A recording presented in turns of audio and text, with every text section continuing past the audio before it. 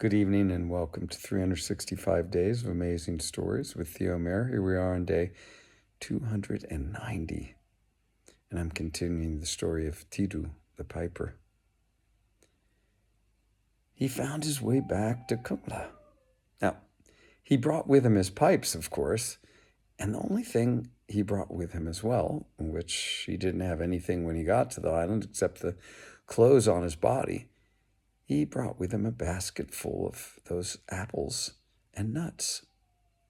And after some days of playing, he went out into the town and went to a tailor and had some very distinct clothing made. It was the clothing of a foreigner.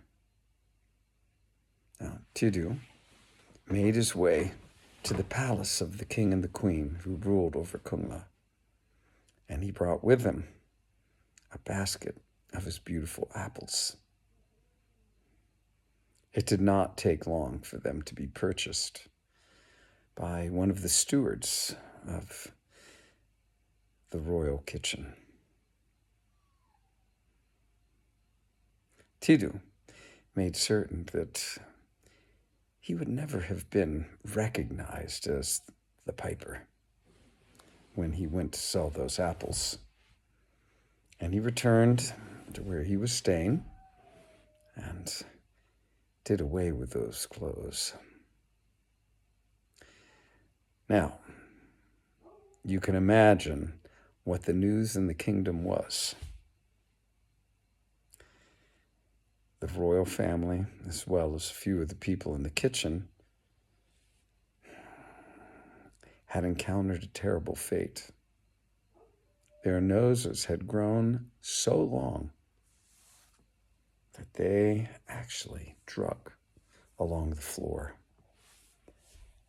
They had sought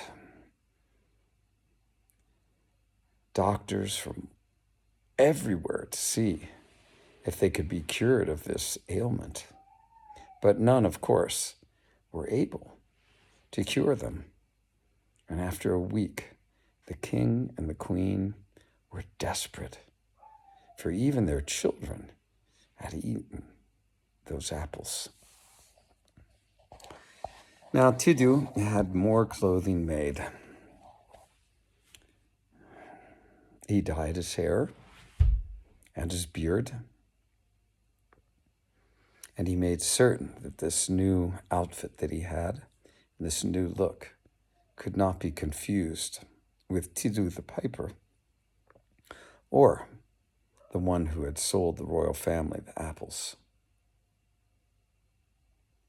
He presented himself at the palace, saying that he was a doctor of renown and could cure the king and queen of their ailment.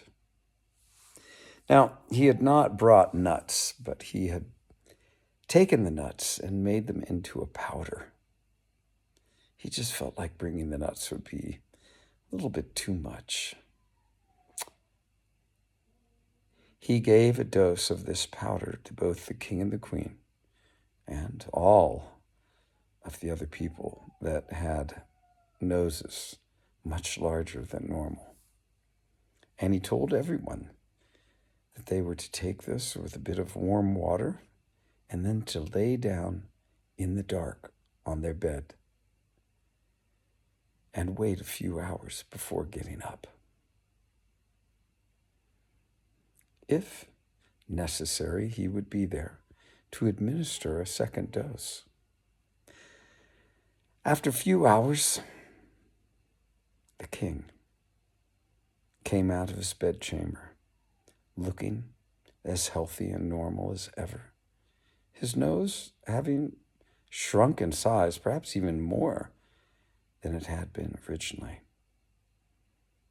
He went and got the queen and children, all the other, people that had eaten the apples, and there was great rejoicing.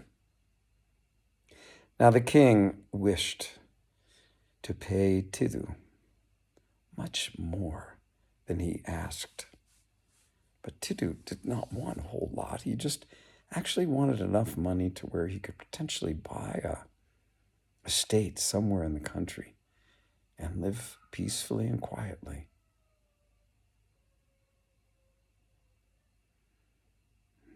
The king did not listen, but gave Tiidu 3 times the amount that he had asked and sent him off. We'll stop the story there. Find out what happens next.